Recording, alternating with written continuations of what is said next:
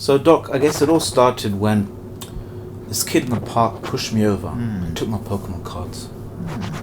Ever since then, I've been scared of Pikachus.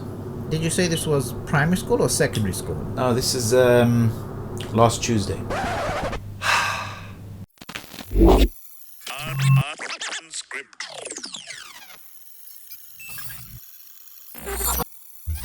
Assalamu alaikum guys, we've got a really interesting one for you today. I spoke to Imam Abdullah Hasan, an imam and therapist who's been studying various madhabs of psychology for many years, and his aim is to get Muslim communities to unlearn colonial psychology.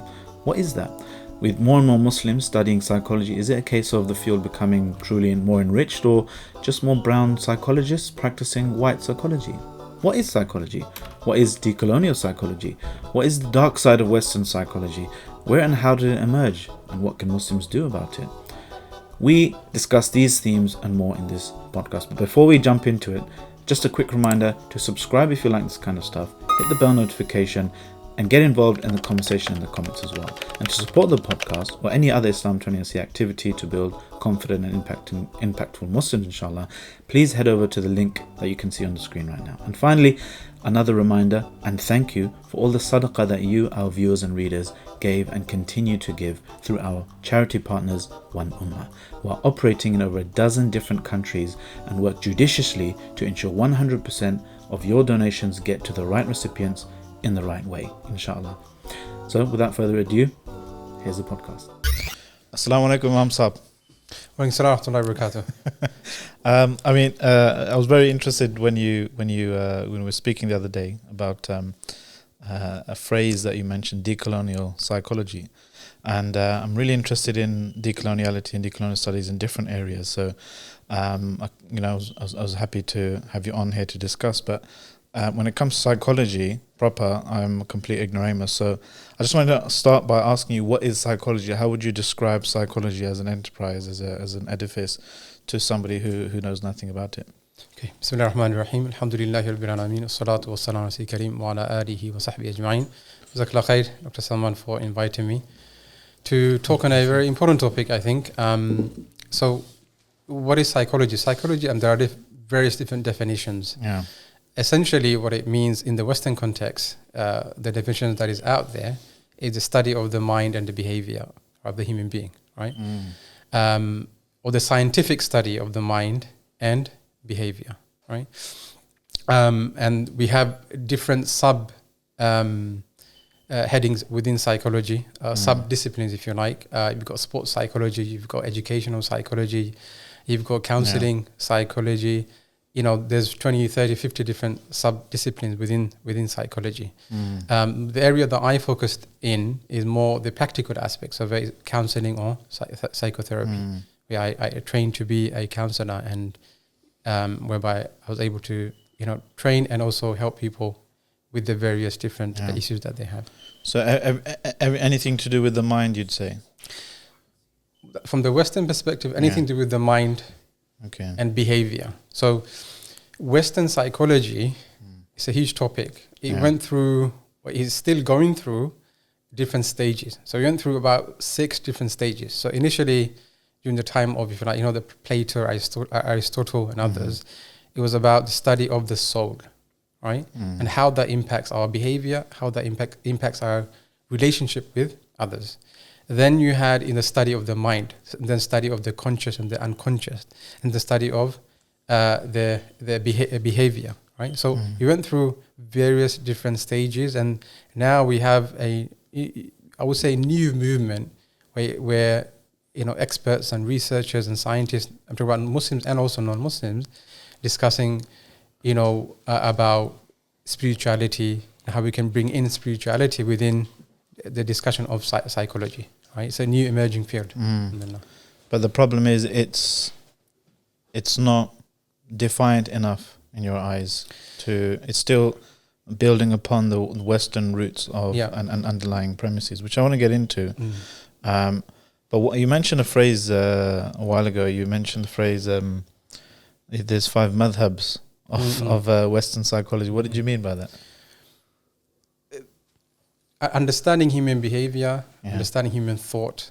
There are different explanations, there are different interpretations out there among non-Muslim experts, starting from, ancient Greek philosophy, and then even the Islamic understanding, the Muslim culture, and the contemporary times through Freud, Carl Rogers, Watson, other, great Western European psychologists, American psychologists. And if you do a meta-analysis of the field of psychology, you see that there are about 5 madhabs or schools of thought or philosophy in Western psychology. We have the biomedical approach school. We have the behavioral approach school, the psychodynamic approach, the cognitive behavioral, the cognitive school. You got the humanistic school. So there are different kind of madhabs or theories out there, and they're based on certain philosophy. I would say theology even, right? Aqidah even, right? They're based on how they see human being, how they view the human being, how they view the world. So each of these different philosophies, different madhabs or schools of thought in psychology, they view the human being in a particular or certain way, right? So if someone subscribes to physicalism or philosophical naturalism, they're going the philosophy that, or the starting point that only that which we can measure and observe exists. There's nothing beyond that. If somebody accepts that premise, even though there's no evidence for it, but just as a working premise, they're going to then force themselves to describe everything about human behavior just using, our central nervous system or hormones or the physical elements, for example. If we go back to Freud, for example, initially when Freud became prominent, and he developed his ideas about the subconscious, in the scientific field, he was not taken seriously. In fact, he was mocked by some scientists, right? Because he was coming up according to them, with pseudo-science, right? And obviously his school, his ideas and philosophy has developed and evolved. We do have, the psychodynamic school within psychology and counseling, but it has evolved slightly. But the main premise is still there. Right? What is that premise? The premise is, as you said, right, that we can only measure what we see, our behavior, for example. They will not focus or they will not discuss the ruh, for example, from the Islamic perspective, the nafs, the heart, all the things that we discuss really on a basic level in Islamic tazkiyah, right? They will not discuss that, right? So it's all about the behavior, according to many schools, and what they can see and also observe. And how was Freud different to the prevailing kind of science at the time? He developed and practiced hypnotherapy, for example. At that time, hypnotherapy was seen, even some of the practices now, is seen to be pseudoscience. A bit spooky. And, if you remember, in the mid-90s, there was a show on ITV by Paul McKenna, I believe, right? He was a hypnotherapist, and he would, in the audience, he would make them sleep and make them do weird things, right? This is obviously entertainment. It's not real hypnotherapy. But, he was practicing hypnotherapy. He was even, delving into, a cultish behavior, right? He was part of a cult, some reports mention, right? He himself, we don't want to make about Freud, the discussion, but he himself, reports suggest that he was a cocaine addict. So he was himself messed up. But the idea is that what we that we've inherited from popular kind of or widespread Western psychology, which has been kind of spread through colonialism and imperialism, that is based in part on a story of the human mind and the human self. What is the human being? How do we view the human being? What is the self? What is the nafs, right? Freud is not really, if you look at the major universities, he's not really studied, because some of his ideas, has evolved. But he is everywhere in our culture, in our literature. He was very, in terms of discussing literature, he was very impactful, right?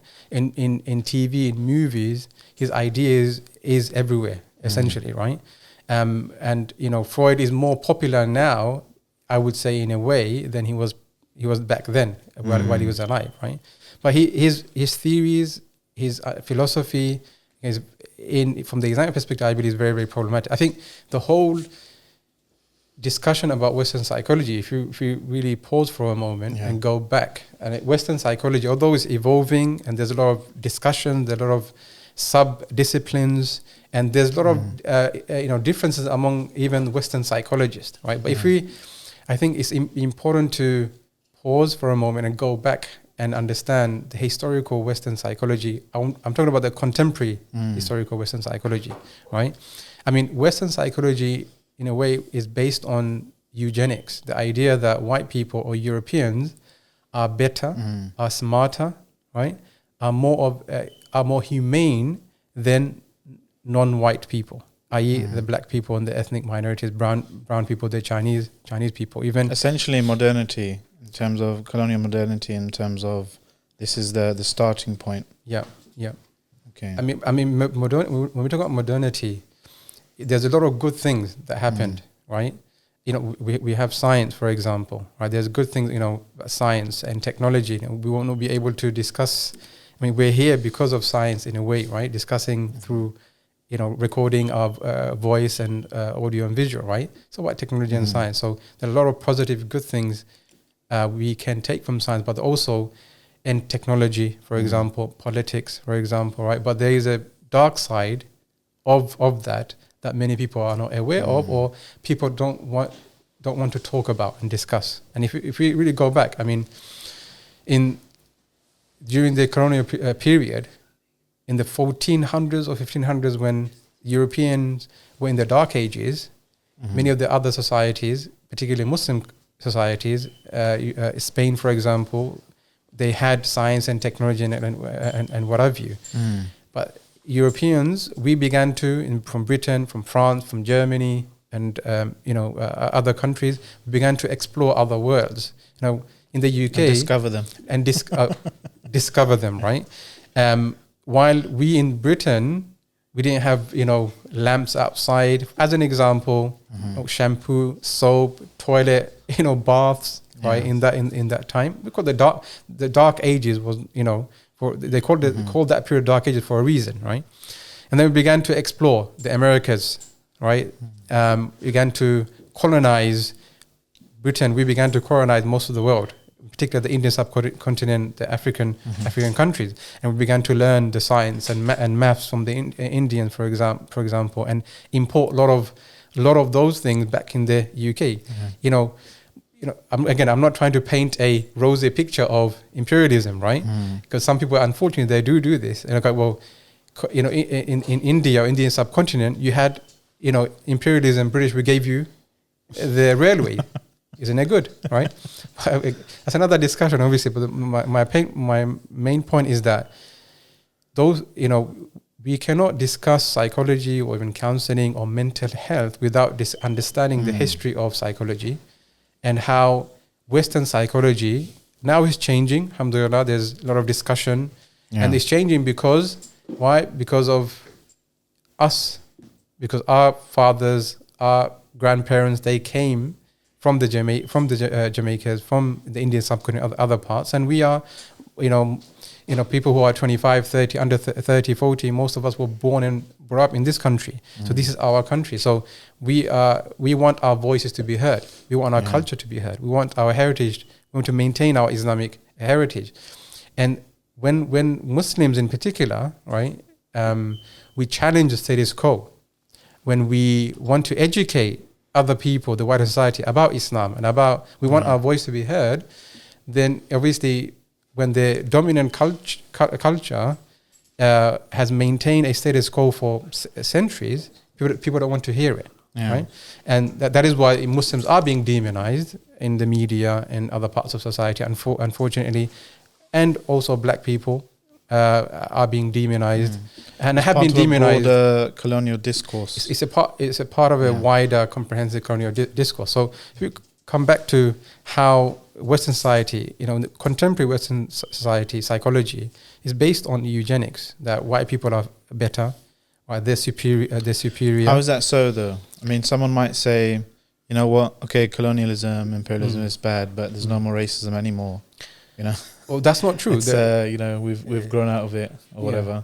I mean, and psychology is just science. You just learn it like maths. I mean, well, I'm going to come back to that, but I think the reason I mentioned a little bit about history is because it's impacting directly how we view things in 21st century Britain, in Africa, for example. What happened? We cannot forget as Britons what happened in Indian subcontinent, what happened in Africa, for example, because that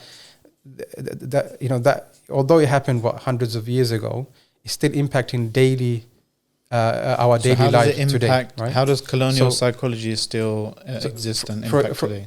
From a practical level, most of the psychology studies have done, for example, in the UK, are white, right? And most of the psychologists are white. So you have really, although that's changing slowly, but very, very, very slow, right? That there's a problem there. Why are most psychologists, for example, white? Why are most psychologists, for example, European? There's a structural problem there within the various educational, higher educational, systems, right? So that's a practical impact. What about the psychology itself, the study itself? If you go back, for example, many of the psychologists in the past, even in fact not in the past, as recently as 1990, if my memory serves me correct, as recently as 1990, the British Psychological Society, they published a whole article, and the author was arguing that white people are smarter than black people, right? So when so-called experts and authors write this and talk about this, right, this would have an impact on the students, impact on society. In fact, as recently, a few years ago probably, right, Intelligence Square, the great, I'm not sure if you heard of this. It's a conference, debate conference they organize every month or however long, how frequently, I don't know. And it was a few years ago probably, right? They were discussing this issue, right? And you had people within there, people like Toby Young, famous journalist, right? And others, they were discussing that white people are better, white people are smarter, right? So there are even among experts, neuroscientists, for example, right? They argue, some, not all, obviously, they argue that white people are their brain is bigger, right? They're more smarter. They're predisposed to be. These were the kind of premises of eugenics and the science that emerged to justify imperialism, yes, etc. Exactly. Yeah. So are you saying that still exists then? That still exists. Or is this kind of like subtle?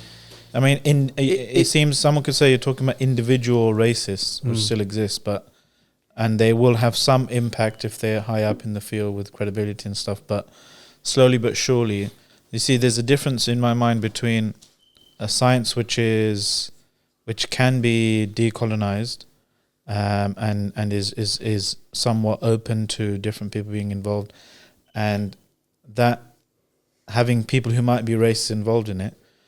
That's one thing, but another thing could be when I think of the phrase colonial psychology, I'm thinking that the actual bases and some of the fundamental premises and axioms of that science are in fact, colonial or racist or white supremacist in nature. Yeah. Is that the case with... Assalamualaikum guys, sorry to butt in, but how do you like the podcast so far? Interested? Boring? Let us know in the comments below. And click the like button if you like it, and click the dislike button twice if you don't like it. There are a lot of good changes, positive changes, obviously, because we do live in a democracy. So to say, for example, in that one, if you just flood the subject with brown people and black people, when will they still be carrying out white psychology?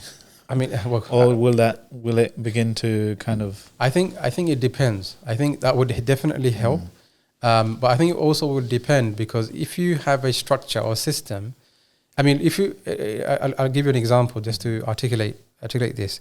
DSM, the diagnosis manual that all psychiatrists, mental health practitioners, they have to use. It's sold every year, millions of copies, right? That's the manual that tells you what is and isn't. That's the manual essentially tells you the classification of different mental illnesses, right? Okay. About depression, anxiety, bipolar, and whatnot. Again, that's another discussion about how that came about. Initially, in the first, the DSM, and the second version of the DSM, the way they kind of analyzed or defined depression was very different from the way we it's clearly susceptible to powerful influences and stuff. Politics, economics, for example. You have many of the pharmaceutical companies who are driving or lobbying different governments to define certain things in a particular way. And also politics. You know, we talk about mental health, for example, and during the pandemic, governments are saying that we are going to face post-pandemic a disastrous mental health pandemic, right? But the mental health is, we cannot demarcate mental health, right, or mental illness, right, from what is happening outside the individual, if you like, right? Yeah. So politics, economics, mental health crisis. Is this what you mean by the DSM being part of this kind of almost colonial psychology legacy? In a way, in a way, and what way? How do I mean by that? Is that there's no understanding of other cultures there, right? The way they classify different mental illnesses, right? They not look at different culture. Although that's changing now, alhamdulillah, right? But it's not good enough in my opinion, right? So how people in the Middle East, for example, in the Indian subcontinent, how they may define depression or anxiety will be different, or how they experience, right, will be different from the way we experience it in our time. So depression is in my opinion, is a civilizational problem. And what do I mean by that? Essentially is the way we describe and define depression will differ from culture to culture. Right? It's specific. So DSM. So we're exporting a white Western European Eurocentric idea. Yeah, I'm going to come to that. So when it comes to DSM, for example, it's based on that materialistic, dualistic understanding. So the term mental health. When you hear mental health, there's just a word of it, right? It's mental health, the mind, only the mind, right? But what about the soul? What about the heart, for example, the qalb? What about the nafs? What about spirituality, right? So the whole discussion from the Islamic perspective about it's built on a premise which is flawed in its essence, and something we disagree with. It's flawed. Yeah. On the foundational level, it's flawed, right? So that's what I mean. It's still based on a Western paradigm, right? Western perspective, which is materialistic, doesn't look at religion. God is, is not there. Right, Allah, God, spirituality is not there. Now, there's been attempts to deconstruct that. I mean, the late Professor Malik Badri, for example, passed away a few weeks ago. In the 70s and the 80s, he spoke out. He wrote books. One of his first books he wrote was The Dilemma of the Muslim Psychologist. And what he was arguing, and he was saying the same thing until he passed away. What this means is that although there has been some positive change, he was arguing the same thing that he was arguing, in the 1970s, that much has not changed, right? And I think I agree with him, right? On the service level, people might assume that it changed because there's more Muslims going into it. More representation. There's more representation, but that representation is not based on a sound premise, in my opinion. And I'm not generalizing here. Yeah. I'm not generalizing here. Similar to many other fields. So representation of bodies. Yeah. Muslim and brown and black and other minority, physically the bodies are there, but the discourse and the underlying premise and philosophy is still that of the colonial modernity project. It reminds me of, I think when I was at university, they would say that, like, even medical science, they would actually, I don't know if they still do that, but they would ship white cadavers to the global south, third world country medical schools, because the medicine that they learn is based on the anatomy of the white male. They would actually literally ship them up, and it's a similar. It just reminds me of that. So you're saying there's a palpable, measurable kind of legacy and existence of these premises? You mentioned the DSM. I mean, did you say NHS as well? In terms of like just how it operates, and I mean, look, you know, we live in Britain, right? This is our home as Muslims, right? And we want to make this home a better place for everyone, Muslim, non-Muslim, everyone, right? But we have to also acknowledge that there are problems and there are structural racism in place in the UK, right? Some people might deny it. Some people might even carry out investigation to conclude that there is no structural racism. But we know, I mean, the recent example of, you know, Prince Harry and his wife, Meghan Markle, right? We know that there is structural racism, how the media treated her, right? Absolutely. And so there is definitely structural racism. There's racism even I would say in the NHS. There's been studies have been carried out by experts, Muslim and non-Muslims. I'll give you one or two examples. The recent cases. One, as soon as the COVID-19 pandemic broke out, there's a lot of different discussions and theories, and you know what we know now is very different, somewhat different from what we knew in the first maybe month or so at the beginning of the pandemic, of the lockdown, right? And you probably heard about,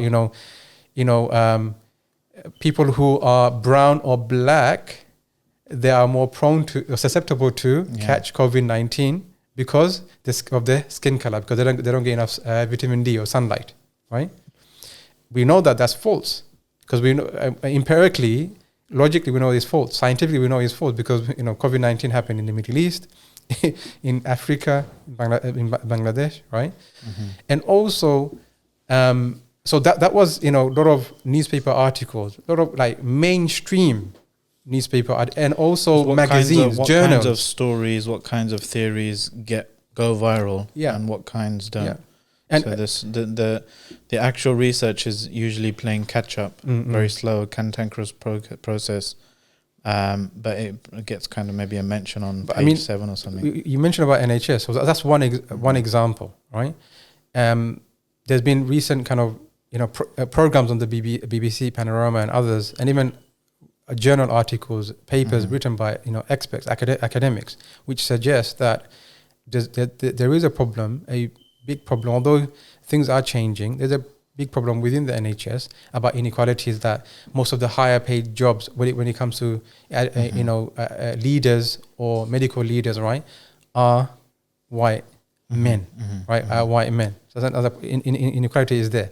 There's, you know, you are, and there's the studies have been done that black women who are pregnant are more likely to die from, you know, childbirth than white women, right? People, and it's important to like kind of clarify for the viewers.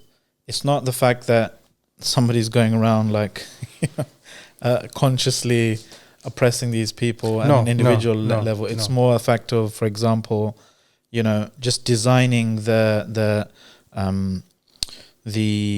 guidelines of minimum levels of whatever dosage and this and that and the protocols. They happen to be designed based on one particular prototype of a person, and somebody who doesn't fit that prototype then will, as a result, you know, but it's on a systemic level. It's similar to like women and seatbelts. You know, I remember that in reading this book that women disproportionately die if you account for the relative numbers. They disproportionately die in car crashes whilst wearing the seatbelts, because the seatbelts are designed initially for the ideally the anatomy of men, for example. I forgot the name of the book, but there was examples of tangible examples like that. So it's not an issue of somebody is going around and kind of injecting. Of course, some racists going around injecting. That would be illegal. That would be wrong, obviously. So we're not obviously. But it's more the systemic nature of racism is so much more subtle and harder to detect. Yes. But that means we have to kind of. But it's also about economics and politics, right? I am, or a black person or brown people, right, has in terms of, you know, life and living a healthy and good life, depending on the community that I live in, the area even I live in, right? Most of the ethnic minorities in the UK, they live in deprived areas. What does that actually mean? So that starts from a political decision an economic decision and then plays into the NHS, it plays into how services are provided within the local communities, right? So if I live in a deprived area where there's, there's low income, for example, right? How am I going to eat good food, right? Because, bad food is very cheap and easy to get. So that's one thing. If I'm living in an area where there's pollution, for example, right? Or I would say a lot of... Like Whitechapel. Yeah, like Whitechapel, probably right. There's a lot of pollution, for example, right? Then I'm more likely to get asthma, for example. So asthma is a medical condition, but more so is a political problem. Social political problem. Why? Because it can be avoided. And you can't put haldi on it. No, you can't, right? Oops, I meant. Okay. So we have to approach, and what unfortunately Western psychology or Western counseling is trying to do, again, it's not intentional, it's because it's how we were brought up and it's a systems in place, right? And we have to, think outside the box. So, the Western psychology or counseling looks at the human being, the person, as a central unit of analysis. Yeah. Right. I wanted to get to this point actually. You what's our contribution now? So you've detailed the problem. You've detailed the issue that look, there's some more inaccurate assumptions that the whole kind of field is built upon. Generally speaking, what's our contribution to the decolonizing of psychology? Because you're saying it is a burgeoning kind of field. Yeah. So so one thing is obviously looking at those, the political, the social, the economic kind of angles. Now you're about to mention the fundamentally how we as Muslims, for example, look at the human being and then his or her kind of ontology differently. Yeah. I mean, we've only touched upon few things, to be honest. It's a huge topic. People have written volumes of books on these topics, right? What is our contribution? And one of the things first thing is we have to unlearn certain things, detox our mind. Yeah. How do we decolonize our mind? This is very, very important, right? We have to detox, unlearn certain things. Now, I may say, well, I've studied Islam, for example.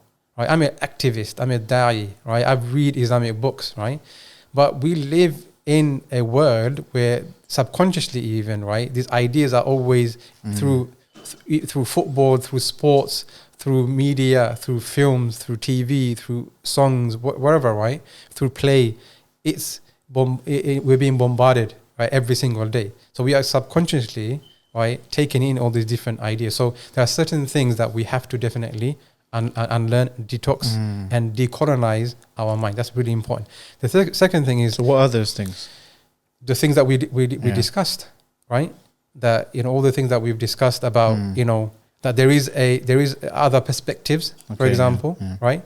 When it comes to psychology, right? It's not just about the mind and the behavior, right?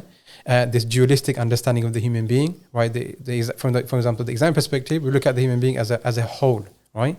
So what is a human being, for example? Human being is comprised of components, is his nafs, for example, his ruh, for example, the qalb, right? The social aspects, the political aspect, the economic aspect. What makes us, who we are, human beings, right? There are certain biological things, right? There are certain things that we learn from our society, from the hadith of the Prophet ﷺ, famous hadith, that كل مولود يولد على الفطرة, that every newborn child is born on a natural disposition to know Allah subhanahu wa ta'ala. Although there are different opinions among scholars exactly what it means, but generally to recognize to the Allah correct subhanahu wa ta'ala. natural disposition. Correct and natural disposition to know Allah subhanahu wa ta'ala, right? Then what happens? The parents, the society, environment, the climate, right, takes a person this way or that way. So who we are, right, is not just limited to study of the mind and that's it, right? And the focus is even from we're talking about NHS, right? I've had students, doctors, for example, right? Doctors and psychologists. I've taught Islamic psychology and counseling, right? And they said, look, we have as GPs only 10 minutes with the patient, right? And the patient comes and complains about something, right? We don't have an hour. We don't have more than 10 minutes to discuss what is happening with that person, right? So, for example, a person who's been working 12 hours a day, 6 days a week, right? He's consuming, caffeine, coffee, right? Like he's consuming water, and then suddenly he breaks, right? He's burnt out. He goes to the GP for the doctor. 10 minutes, what can the doctor do? Take this medication or take this antidepressants, right? But that doctor does not have time to discuss or talk about, analyze his lifestyle. For example, as an example, what is happening with how he's living. So the system is like that because of economics and because of political decision, right? So these are the things I'm saying we have to unlearn, right? And there are people who say that we know that, but they're not actually actively trying to change that, at least in their subconscious or in their. So you were going through a list. The first thing we need to do is unlearn certain things. Yeah. So first thing is unlearn, detox, decolonize our mind. Even, I've seen a lot of Muslims and even scholars, and this is something that I don't get, that they're so proud to quote people like Immanuel Kant and Voltaire and all these philosophers, right? But these, and Rousseau, these were racist. Right? If you look at Immanuel Kant's, right, his theory of human rights is based on a racist paradigm, and we as Muslims, we're so proud when you're not a scholar now, or you're not a contextual scholar now until you can quote Immanuel Kant. Why do I need to quote Immanuel Kant when I have got Quran and Sunnah? When I've got Imam Shafi, Imam Abu Hanifa, right? But my point is that this mindset we have to change. We have to learn. We have to be proud. Well, arguably, you need to learn Kant and Rousseau and Hegel and everyone if you want to understand the colonial perspective properly. Yes. I'm not denying that we have to. I've read some of the works. Right? It's hard and it's probably impossible for someone to master both traditions. Of course. But my point was that we have to unlearn.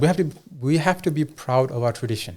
Yeah. We have to be proud of what Allah says and what the Prophet says. I'm not denying, people like Imam Ghazali, Ibn Taymiyyah, for example, right? He mastered the philosophies. I mean, he was a philosopher par excellence, right? Imam Ghazali, he mastered of the Western, he refuted the philosophers, the incoherence of there was no Western philosophy then. Exactly. I mean, Thomas Aquinas. Thomas Aquinas. Yeah. And some even argue the Enlightenment could not have happened, European Enlightenment could not have happened without scholars like Imam Ghazali. Yeah, of course. Some argue, right? So I'm not denying that we should not study. My thing is that, again, this is subjective. It's my opinion, right? As I feel that some, not all, that we're so proud to actually refer them to the scholars. In a domain where the Islamic or Islamicate scholars and schools of thought have already addressed we talked about psychology, for example, and counseling, right? If you read the books of Ibn Sina, for example, I know Ibn Sina had a lot of issues to the point that Imam Ghazali, called him non-Muslim, right? Some say he repented, right? But he was living within a Islamic society, a Muslim society, right? Ibn Sina, Imam Ghazali, Ibn Taymiyyah, Ibn Qayyim Jawziyah, right? Farabi, for example, right? Ibn Rushd and others, right? If you read some of their books, they were way ahead of Freud, Carl Rogers, right? B.F. Skinner, right? All these great Western psychologists. And if you read, I know who those people are. Yeah, if you literally read some of the books, right? Yeah. And some of the actual practical aspects, how they treat, we know for Razi, for example, and other scholars, we had in Baghdad hospitals where they had wards, treating people for their medical problems. Adjacent to that, they had people treating them, doctors treating and counselors treating them from a psychological perspective, right? And this is what 500 years before, right? This is 300 to 500 years before Freud, Carl Rogers, B.F. Skinner, and all these great Western psychologists and psychiatrists, right? My point is that we already have in our tradition all these things. I'm not saying everything that Ibn Sina or Farabi wrote and done was correct. There's a lot of things that they've said was incorrect from the Islamic perspective, and like Imam Ghazali and others that they've articulated, right? My point is that there were Muslims. I mean, right? it's in summary, we can say it's fine, and in fact maybe encourage to take beneficial things from any cultural civilization, but the problem is here it's coming with some metaphysical baggage and for example, different ontologically looking at the human being differently. Absolutely. So I think firstly, unlearn, right? Unlearn, and what you just mentioned, really, really important, right? Is that I've seen even a lot of Muslims scholars when they talk about mental, when you hear the word mental health or counseling or whatever, right? It automatically the minds go to a medicalized profession. You don't like this phrase, do you? Mental health? No, I don't. I mean, mental health. I don't. I use it because this is the terminology that is used. But mental health gives that dualistic understanding. The baggage that comes with it is that it's a medicalized, physicalized, some chemical imbalance in the brain. There is no conclusive. There is no conclusive evidence or argument, right, among the experts to suggest that depression or other psychological I prefer to use the term psychological problems. Yeah, so there is no conclusive evidence, scientific or otherwise, to suggest that depression or other similar psychological problems occur because of some chemical imbalance in the brain. This is the medicalized, society that we live in. The DSM and NHS and others, we all promote that, right? Assalamu alaikum, guys. Me again. Just a reminder, if you want to support the Islam Truancy Unscripted podcast, click the link below and head over to islamtruancy.com/donate. Intentionally and also unintentionally sometimes. So, but when we look at experts, psychologists and others, right? They're the experts, right? If you look at the books of Alan Francis, he was a psychiatrist. He was the chair of the DSM-3. I mean, he's writing books now criticizing criticizing psychiatry, criticizing how we as a society have medicalized normal human problems, right? He's written a book called Saving Normal, like how, unfortunately, because the industry or the pharmaceutical industry, we've normalized human, emotions and feelings, and we medicalize them. I mean, the UK, for example, I read a paper where about 10,000 young children, right, were in a year given antidepressants. 10-year-olds, 11-year-olds, right? I think that it's important not to become polarized though in that debate. I think saying that there's no physical, chemical imbalance that could cause what appears to be a mental health issue, I think that might be a bit too. I can just think for example, if somebody has excessive, a bad relationship with dopamine or something. They'll get addiction. But the question is, Dr. Salmani, the question is, we have to pose, it's how we frame it, right? The question is, okay, what came first? So a person who is lacking in dopamine or lacking in self-esteem or all that, right? Is it because of the social relationship or the lack of it he has or she has, right? So, it's difficult to pinpoint. Right, and it's not. That's the danger with examples that you just gave. For example, kids being medicalized excessively and given drugs and so forth. It's easy to kind of go to the opposite extreme. But I think there needs to be an integrate. I think our Islamically. I'm no kind of researcher or whatever in psychology. I literally ask you, what does it mean? But Islamically, from an Islamic perspective, I would think we are all for exploring all options: the physical, the sins, the cognitive, the aql angle. The hadith that I really always kind of go back to is when the Prophet ﷺ, he said after his child died, radiyallahu anh, I think it was Abdullah radiyallahu anh, when he said, "Inna al-ayna tadma." Well, when the Sahaba said, "Why are you crying, Ya Rasulullah?" They were asking, He said that the eye sheds tears. So he's talking about the physical. The heart grieves. He's talking about the emotion. But we don't say except that which pleases our Lord. Yeah. So the cognitive, what we choose, there's another element inside us that's distinct from the physical, slightly disconnected, but has a distinct kind of agency from the physical, from the emotional. But we actually have a choice. What do I say? How do I react?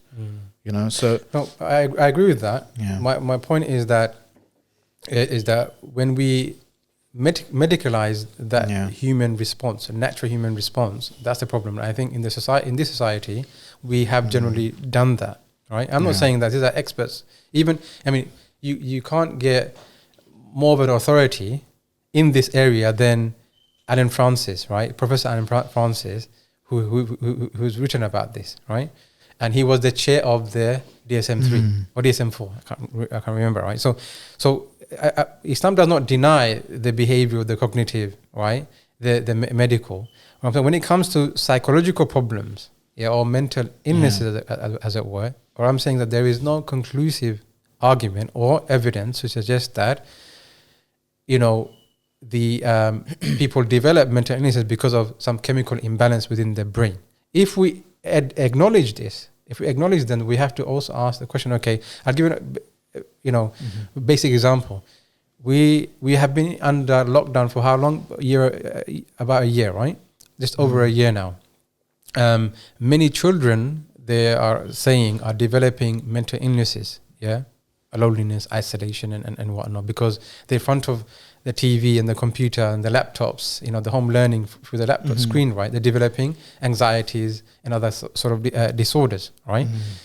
And there are children I've seen who've developed they become anxious, right? Because of they're cooped up in a flat, in a house, that can cause problems, right? Now, if I want to now help that child, right? And I say, look, well, there's a chemical imbalance in your brain now because of the situation that you are in, and then I give the medication. I think that's the issue. That's not the problem. Chemical balance part. No. So the chemical imbalance part might be there, but it's as a result of being stuck in a room. It might be again, for the sake of argument, they say it might be there. So the second question I ask, okay, as a result of what? Yeah. Right. So now, if we medicate, give antidepressants and other sort of antipsychotic drugs to these children, right? They'll become hooked on it, right? And they will not really solve the problems. It's a bit like, it's just a cultural thing, I guess, in a professional kind of the norms, like if somebody has high blood pressure, they'll put him on statins or whatever, or her, rather than telling them eat less salt or, trying to see why they had that, or maybe it's genetic or whatever. It's human. There's been a lot of studies done. One study in Thailand, for example, and it's about how they view depression and how we view depression. So this man, he was a farmer, for example, and he lost one of his leg.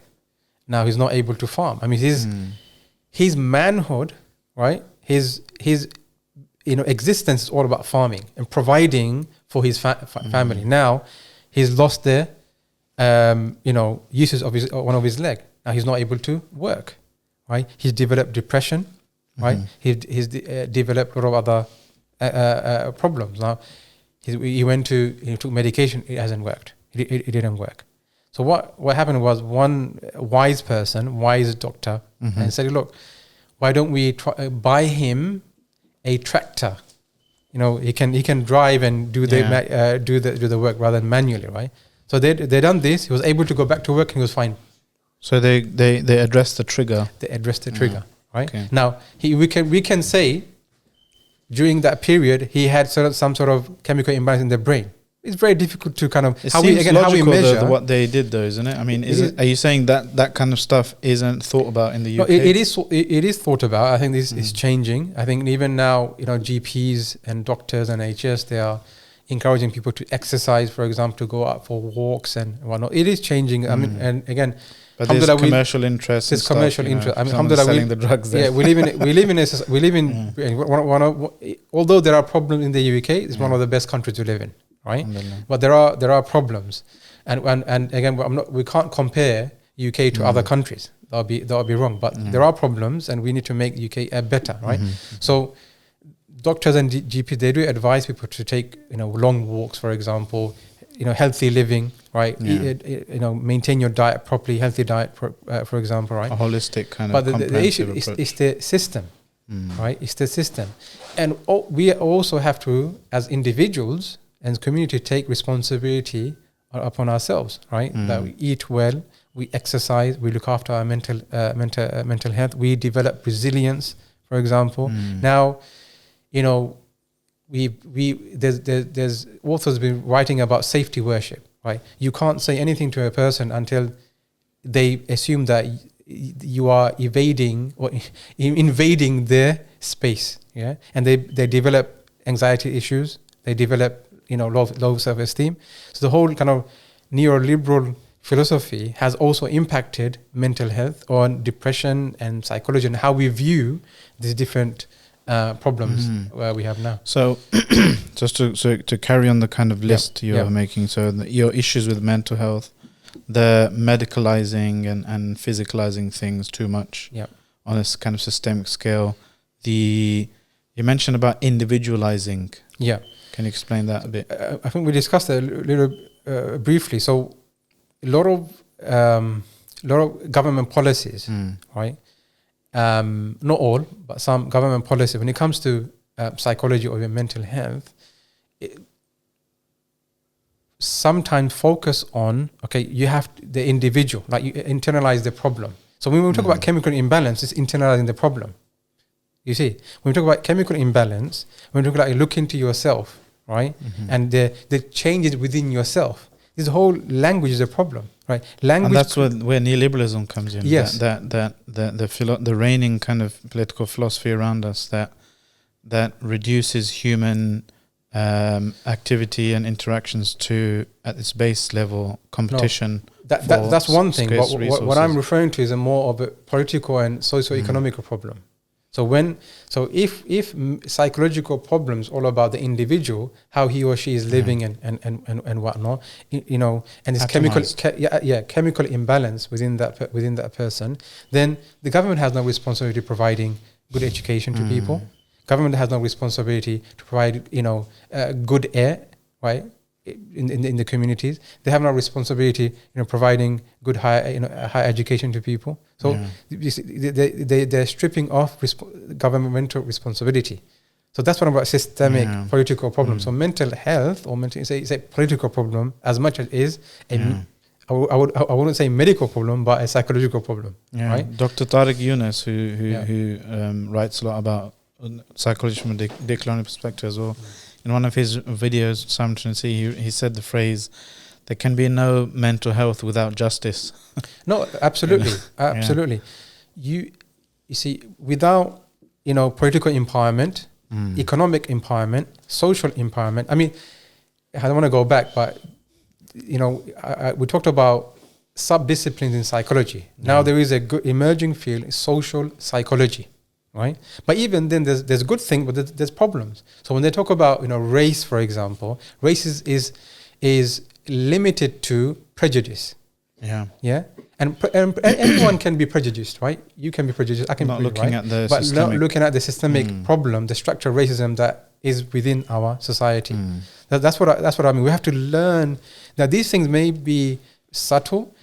People might assume that they are very simplistic, but they are within those structures. And if we don't change those structures, right, then we will continually, right, be in the same weak situation that we have been in the past 50 years. A lot of the problems that we look at, I've spoken to a lot of people who talk about, modern issues and contemporary, working in different areas. And I see a pattern emerge, right? It may be just I'm kind of looking into it too from a particular bias angle, but a lot of these issues that we see today, when it could be economic, it could be spiritual, it could be legal, it could be entertainment, it could be education, it could be psychology. A lot of these things can be seen as the result of the atomization and breakup of the broader clan or tribal or family structure that most of our history that's characterized most of our history, Absolutely. Now, if we have now everyone's kind of atomized in their home. The definition of family now is husband, wife, 2.4 children. I think it's 1.9 now or something. Whereas before, 100 years ago, there was no such thing as this nuclear family thing. The family was 50, 100 people, or whatever, plus.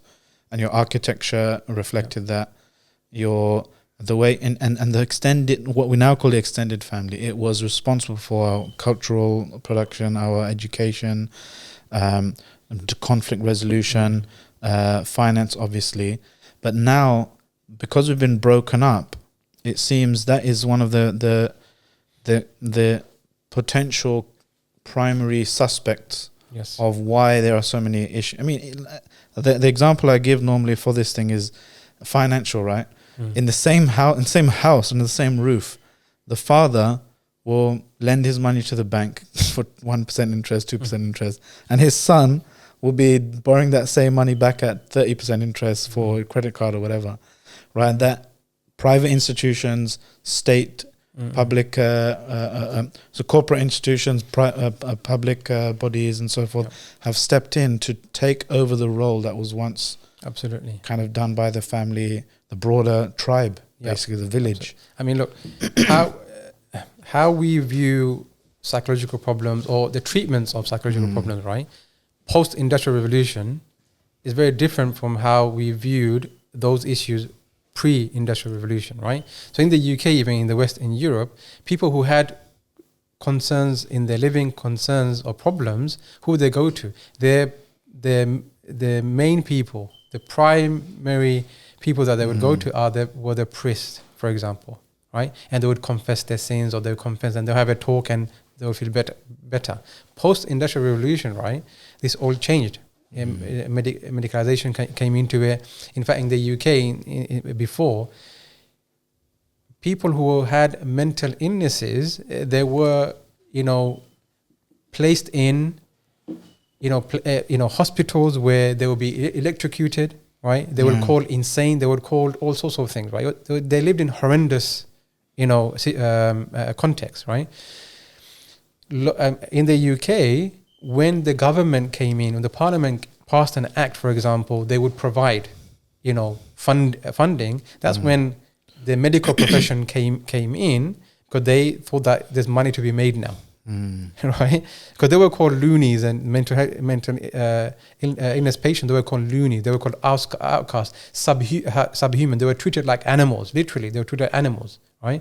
And they were left in the dungeons, in the basements. Right, and they're treated really horribly, right? But when there was money to be made, then you had the medical profession come in, said, "Oh, hang on, we can." But again, we haven't really talked about class. Again, Western psychology and the psychology, the proponents of it in the contemporary time, they were white and they were of a certain class, right? Middle class or upper middle class. That also impacted how they viewed society, how they viewed human beings, and the treatment that they had. So, there's a lot to discuss. So I think the first thing we mentioned, unlearn certain things. There's a lot of discussion now within Islam about Islamic psychology and counseling.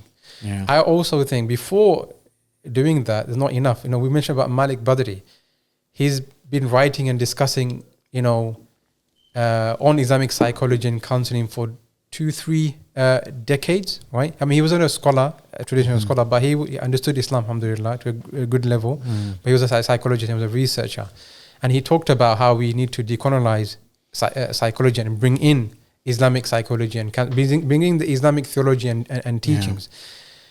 He passed away 2-3 weeks ago. He still was talking about this, right? Which means that not much has changed. There's some positive, good things happening. Not much has changed. There are people now who are discussing, writing books and papers and articles about Islamic psychology counseling. But I think before that, we have to talk about decolonizing Islamic psychology. Because what is happening, in my view, is that we are taking that system that we talked about, the medicalized system, that Western, putting park Islamic on the side, labels on it. Yeah, park on the side, they're medicalized, because I think some people might not agree with that all the time, what we said. But the Western system, the secular, dualistic understanding of the human being, right? And the DSM and whatnot. If we just talk about the system, I'm talking about the system, the philosophy that underpins that, right? Some people are doing is that, okay, they're taking a verse here and there, or taking some Islamic teaching here and there, and they're trying to make it palatable within that system. So they replace the antidepressants with honey and black seed and stuff. You can say Islamic things that with an Islamic kind of root, but it's still the underlying philosophy is still the same of the physicalism, the medicalized behavior. And also the philosophy behind it. I mean, psychology is philosophy in action.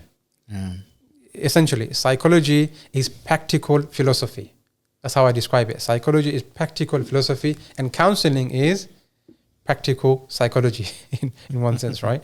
So if we don't understand the philosophy, the premises upon which these notions are being built upon, right, then we will continuously plaster incident verses and ideas and try and make it palatable for the Western system. So what is the good, proper, decolonial Islamic psychology? Can an Islamic psychology exist, or is the moment you call it psychology pushing you back into that discourse? That's a really good question, and I think it can exist.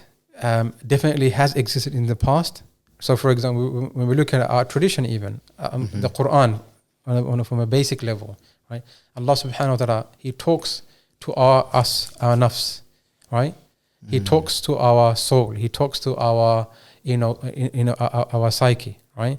So, a lot of the injunctions that are found in the Quran, right, is there for five pillars, for example. The 5 pillars of Islam is to develop our cognitive awareness, right? Develop our physical well-being, develop our economic, social status. For example, zakah. Ramadan is coming now, right? It's all about the economic empowerment of people who are vulnerable in our society, right? You look at Hajj, for example, about the community, the social aspects. So Allah Subhanahu wa Taala, He created us. He's our master. He's our Lord. He's the Lord of the universe. He knows what we need and what we don't need, right?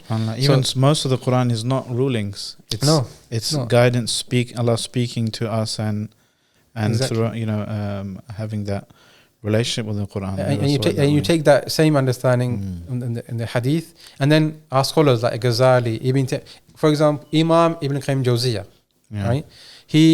If you read his Madarij Salikin, for example, right, and read some of his other works, and also Imam Ghazali, right, all about psychology, right? It's all about psychology, right? If you look at what we would today describe as psychology, yes, I would say, and ilm tazkiyah, I mean ilm al-nafs, classically the scholars, they term this field called ilm al-nafs, the study of the nafs. Study of the person, study of the nafs, right?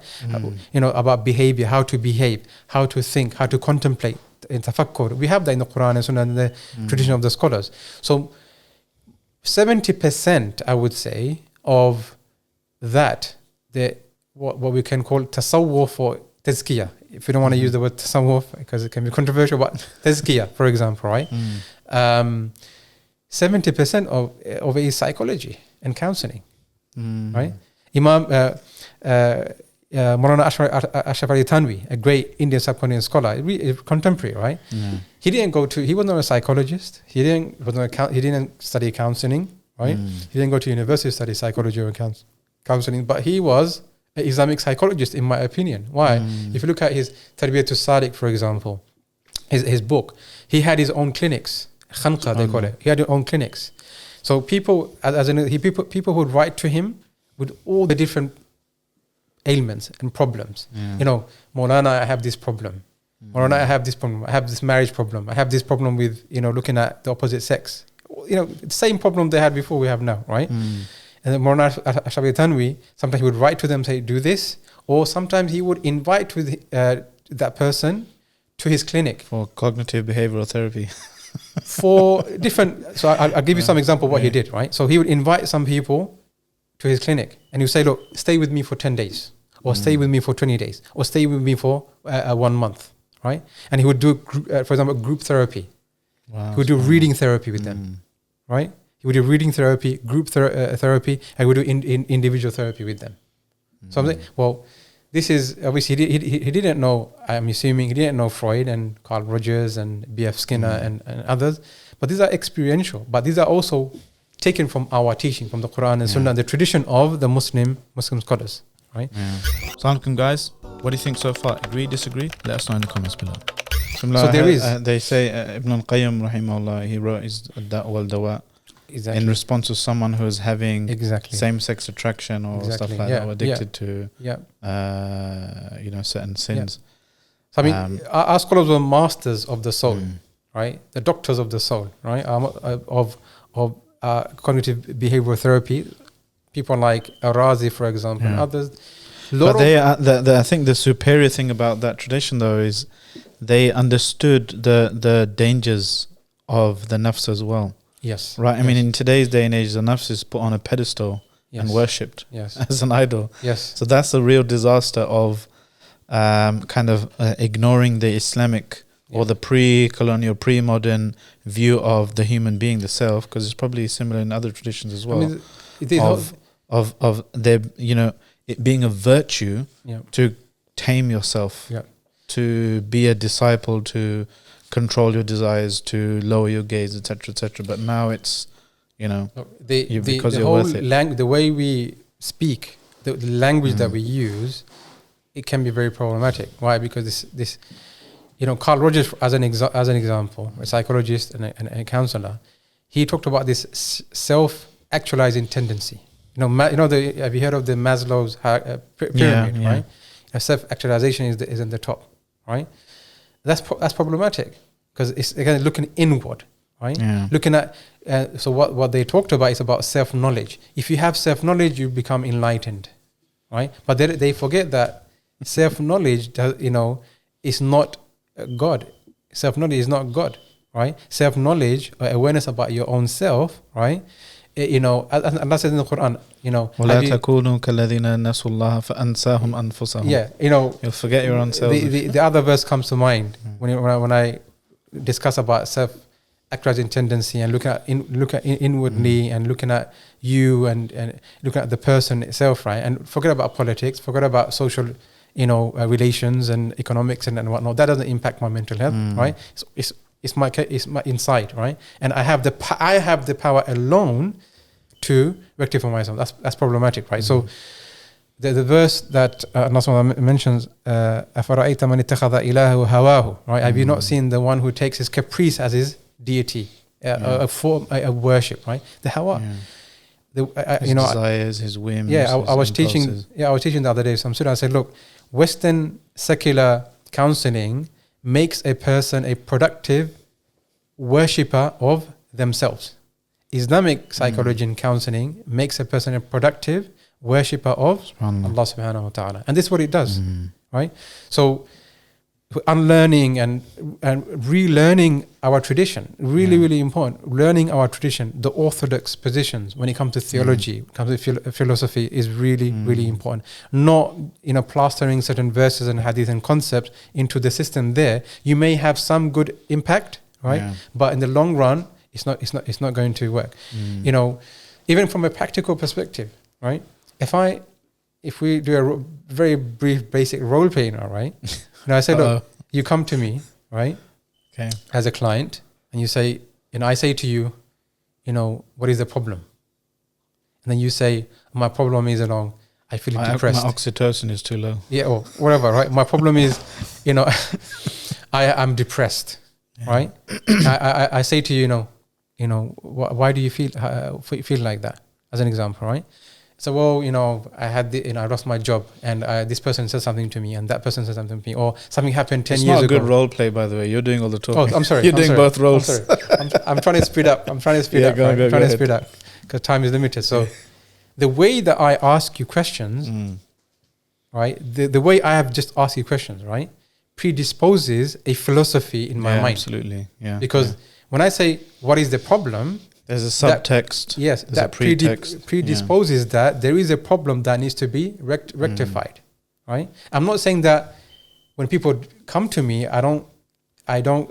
Maybe feeling low is a natural part of life. Yes. Of how to. Yes. Modulate yourself and maybe a reminder from Allah to that something's missing. Maybe there's a sin that I haven't repented for. Obviously, with the client, I'm not going to say that, right? Because I have to accept what the client believes. Yeah. Well, my responsibility is to psychoeducate or educate that client away from that. But my point is that even on a basic level, the questions a therapist will ask, right, is based on whether that therapist knows it or not. Because I know, like, I've taught counselors, they don't know this, but they are taught this, right, and they assume that this is what it is, and this is reality, this is a fact.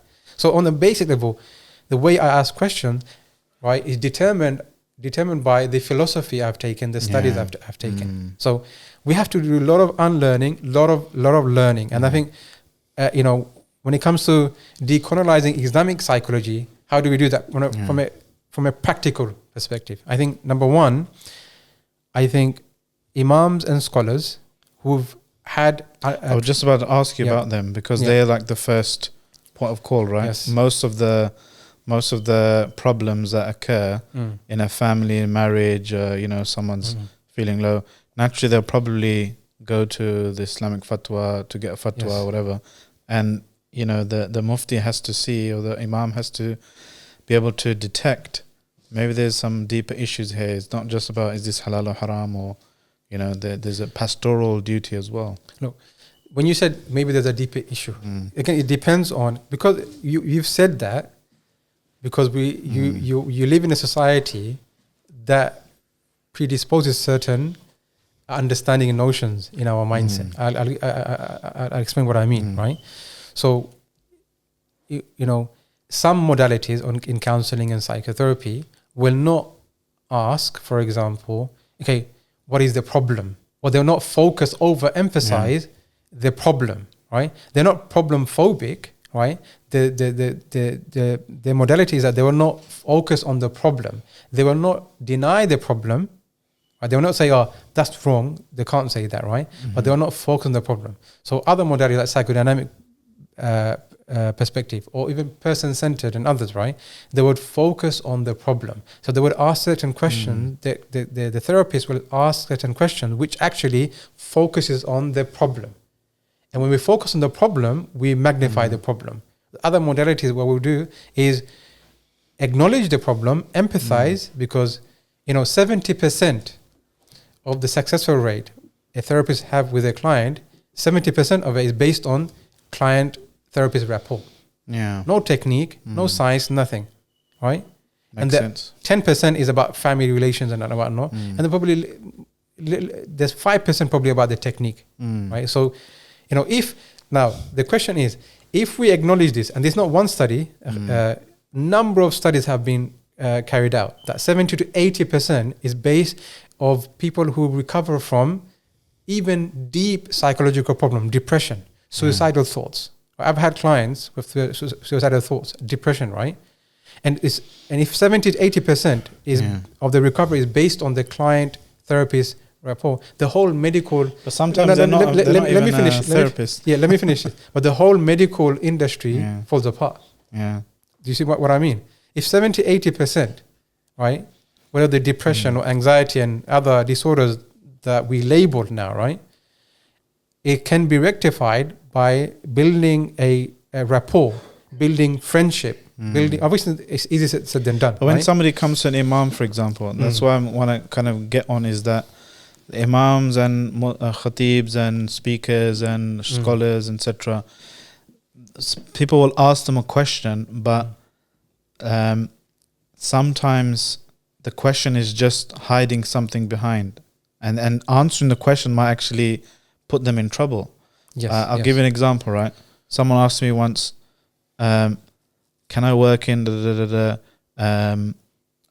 this restaurant? I do this, I do that. I just wash the dishes, whatever. And I'm thinking, this is a bit of an odd question. I didn't answer anyway, because I answered the questions. I was like, yeah, I'll speak to someone. So I asked Sheikh Haytham, and he gave a very important lesson. He said, be very careful with answering. I'm paraphrasing, answering simple questions. You have to think, why is that person asking that question? And it could be, and I think it did turn out to be this case with this brother, that he feels overly guilty about working in a restaurant and they're selling this and that giving him the technical fatwa that Sheikh so-and-so said, this is haram. He might be having so many doubts and wiswas, or if somebody asks you, when I'm making wudu, Do I have to get the water right in every... Someone, okay, technically textbook answer is, yeah, all the water has to reach everything. But the fact that he or she's asking that may mean that they'll be standing there, you know, making wudu for half an hour because they have wiswas or OCD or I don't know. I don't want to open up that kind of worms if you believe that one, right? But you get what I mean. So that it's easy and it's irresistible almost. It's very tempting to answer a question, you know, the technical answer for.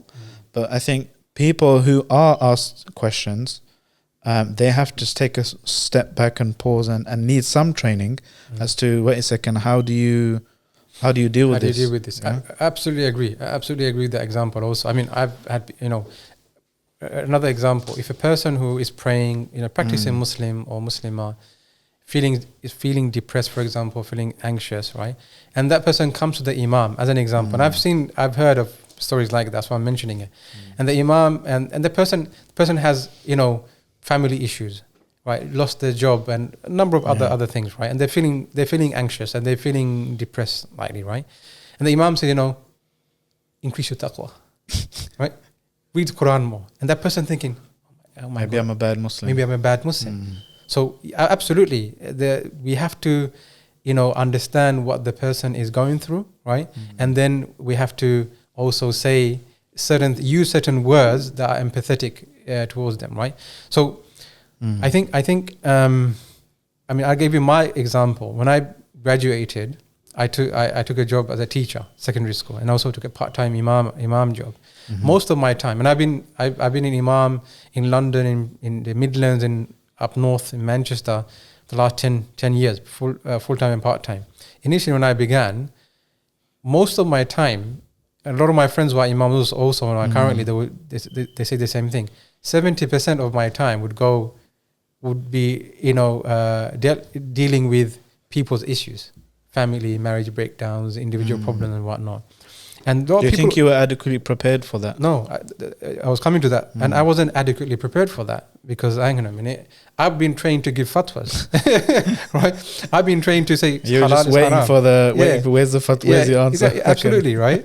And then I thought, I can't. When people are coming to me with serious issues, right? Suicidal thoughts, depression, right? Marriage problems, this and that, right? And I thought, you know, if I advise from what I know from the Quran and Sunnah, it may not be comprehensive enough, right? It's not being totally enough, right? So, and then what I did, I said to myself, I need to go and study. So I studied different, you know, courses, counseling, right? And alhamdulillah, I've been studying ever since, researching psychology and counseling and studying, and you know, I'm you know, still doing more courses because it's a lifelong thing. You always learn, right? So absolutely, when imams imams are the first responders for our communities. Imams are the first responders, and they need to be trained in how to ask questions. Now, what does that entail?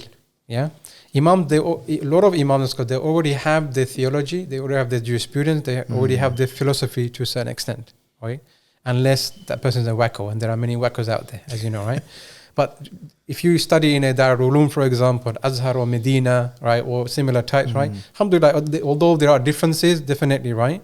There are differences in fiqh and some aspects of theology, but you know, the foundations are the same, I would say. Yeah, the philosophy is the same, I would say. So they would have the basics, right? I think what they need, in my opinion, rather than going through a 3, 4, 5 year course, I've done that, and a lot of it was waste of money and time, in my opinion, right? I think what they need is this skills, counseling skills, yeah. And also be a philosophy, learning a lot of philosophy from the Islamic perspective when it comes to psychology, right? So, you know, I mean, I've recently developed a course called Islamic Psychology and Counseling, primarily for imams and scholars, and for anyone really, because I think psychology is everywhere. How we think, how we behave. Practical philosophy. It's practical philosophy. It's everywhere. Yeah, the way I engage with you or not engage with you, right? It's everywhere. So I think that enrolling at those similar courses, and there's so many other courses, right? Is really important. But imams and scholars can be pioneers in this field. One person can't do it. There has to be a group of people on the same page, right? Because there are people, Muslims out there, who are, alhamdulillah, contributing, right? But they may not have the traditional understanding. Yeah. And even if they have the conventional understanding, they're coming from a Western perspective. Yeah. Right? Even, I taught a course. Primarily, there were counselors, psychologists and counselors who trained in the Western perspective. And I was going through Freud, and I was going through Carl Rogers, and I was going through the different Western, right? And a lot of them were saying, we didn't know this. This was basic information. We didn't know this. And I said that you don't know this because you are taught as if these things that you've learned is facts. Yeah. Yeah. And that's where the coloniality comes in. Exactly. Right. The universalizing of the Eurocentric kind of experience and the provincializing of everything else. The whole thing about where's the one place in the world you don't find Chinese food? It's China. It's just food. Yeah, exactly, right? exactly. So over here, it's just Western Eurocentric psychology. It's just called psychology. That's the universal thing, and something else is called, okay, this is Islamic. This is Far Eastern, or this is that. I mean, we're calling it Islamic psychology and Islamic counseling because we want to demarcate this field from the Western. Maybe you should call it decolonial Islamic psychology. That's a mouthful, isn't it? But I think. There needs to be a collective. It's got a good acronym there. DIP, DIP.